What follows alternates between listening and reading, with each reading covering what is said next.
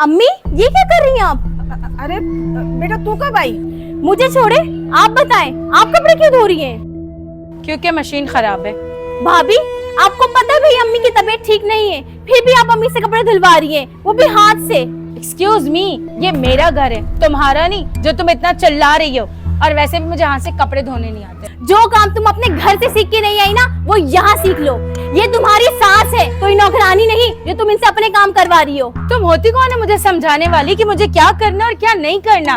और वैसे भी ये कौन सा मेरे कपड़े धो रही है? अपने और अपने बेटे की धो रहे हैं। और मुझे कोई शौक नहीं अपने महंगे कपड़े इनसे धुलवा के खराब करवाने का। और अगर तुम्हें ज्यादा शौक है ना अपनी अम्मा को आराम करवाने का, तो अपने भाई से बोल के इस घर में नौकर रखवा लो। और वैसे भी नौकर रखने की तुम लोग की तो औकात भी नहीं है। क्या हुआ? क्यों तुम लोग इतना शोर मचा रहे हो? पूरी गली में तुम लोग की आवाजें आ रही है। भाई आप देख नहीं रहे, भाभी अम्मी से कपड़े धुलवा रही हैं और ना जाने कौन कौन से काम करवाती होंगी अपने। रिफत चुप हो जा, पता नहीं क्या क्या बोले चली जा रही। अम्मी आप चुप कर जाए, आज भाई को पता चल जाए भाभी आपसे कितने काम करवाती हैं। शर्मीन में क्या सुन लो कि तुम अम्मी से काम करा रही हो उस उम्र में? तुम्हें पता ही कि अम्मी हार्ट का पेशेंट है और फिर भी तुम इससे काम करा रही हो। तुम्हें शर्म आनी चाहिए। चिल्लाओ मत, मुझे कोई शौक नहीं था इस घटिया घर में शादी करके आने का। मैंने न जाने क्या क्या ख्वाब देखे थे। 3-4 नौकर मेरे घर में आगे पीछे घूमते थे।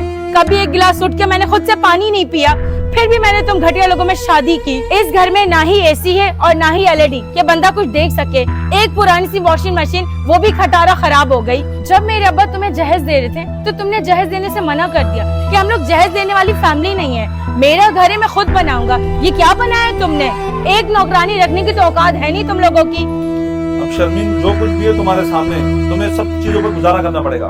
भाभी भाई सही कह रहे हैं, हालात जैसे भी हो बहू को अपनी जिम्मेदारी से भागना नहीं चाहिए। तुम चुप करो, ये मेरा घर है, तुम्हें कोई हक नहीं मेरे घर के फैसले में बोलने का। तुम जाके अपने घर के फैसले करो। और रेहान, ये अगर यहाँ 1 मिनट भी रुकी ना तो मैं यहाँ से चली जाऊंगी। बहू ऐसा ना कहो, ये इसकी माँ का घर है। बेटी माँ के पास नहीं आएगी तो कहाँ जाएगी? अम्मी शर्मीन बिल्कुल ठीक कह रही है। हमने इसकी शादी करा दी है, अब इसको यहाँ आने की कोई जरूरत नहीं है। और शर्मीन तुम भी कान खोल कर सुन लो, तुम्हारी अम्मी अब्बू ने तुम्हारी शादी करा ली है, तुम्हें भी अपने माँ बाप के घर में जाने की कोई जरूरत नहीं है। ये क्या कह रहे हैं आप रेहान? वो मेरे माँ बाप है, मैं उन्हें कैसे छोड़ सकती हूँ? तो मैं भी तुम्हारे कहने से अपनी माँ और बहन को नहीं छोड़ सकता हूँ, समझी तुम? अब मैं इस घर में 1 मिनट नहीं रुकूंगी जहाँ मेरी इज्जत ना हो। जा रही हूँ मैं ये घर छोड़ के। हाँ जाओ, शौक से जाओ। मुझे भी कुछ शौक नहीं तुम्हें इस घर में रोकने का। चली जाओ। अरे अरे बेटा बहू को रोक, हमारी वजह से घर खराब मत कर। भाई अम्मी ठीक कह रही हैं, मैं अब यहाँ दोबारा नहीं आऊंगी। जाएं आप भाभी को रोके।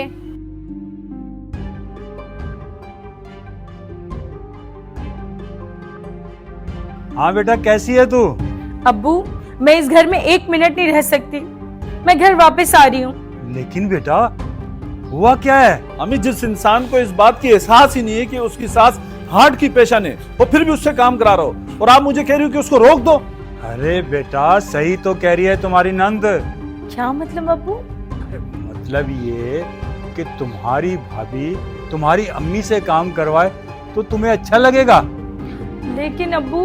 लेकिन कुछ नहीं, तुम जाकर उनसे माफी मांगो। और इतनी छोटी सी बात पर घर छोड़कर नहीं आया करते। मैं तुम्हारे लिए ऑटोमेटिक मशीन ला दूंगा, बस तुम अपनी सास का ख्याल रखो। ठीक है अब्बू।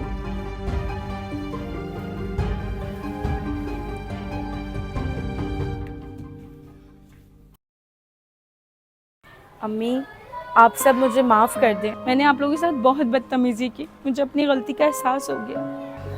बहू मैंने तुम में और अपनी बेटी में कभी फर्क नहीं रखा। भाभी अगर आपको मेरे यहाँ आने से परेशानी है तो मैं दोबारा यहाँ नहीं आऊंगी। मुझे तुमसे कोई परेशानी नहीं, ये तुम्हारा अपना घर है, जब दिल चाहे आओ जाओ।